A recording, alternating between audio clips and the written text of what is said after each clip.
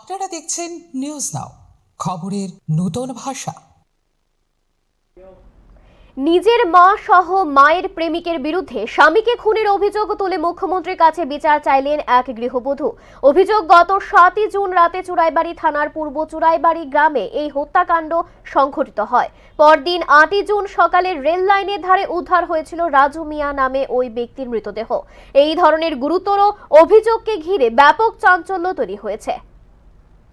বৃহস্পতিবার দুপুরে বিশ্রামগঞ্জের লুন্থাই ছড়া এলাকায় সাংবাদিকদের মুখোমুখি হয়ে চাঞ্চল্যকর এক অভিযোগ করলেন হোসিয়ারা খাতুন নামে এক মহিলা। হোসিয়ারা খাতুনের অভিযোগ, তার মা মল্লিকা বেগম মায়ের কথিত প্রেমিক সুলতান উদ্দিন এবং আরো কয়েকজন মিলে তার স্বামী রাজু মিয়াকে নৃশংসভাবে হত্যা করেন।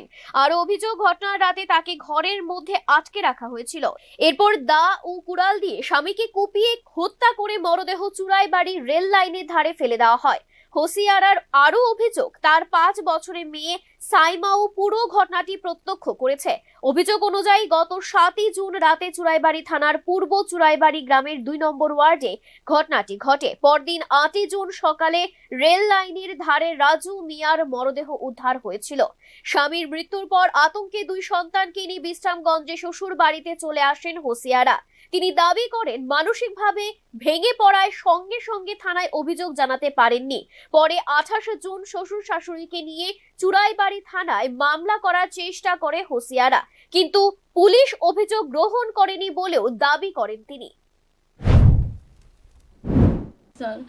এবারে রাইত আমার স্বামী আইসন, আইয়াল্লা আমারে ডাক দিছন, আমার নানির ঘর থাকি গিয়ে আমার স্বামী আমারে আনছন, আনিয়াল্লে তারা আইসন, তারা সিট গাড়ি নিয়ে আইসন করো, আইয়াল্লা আমার সামনে আমারে তারা নিছন গিয়ে আমার স্বামীরে মারিয়া রেল রাস্তা তারা নিয়ে রাখছন।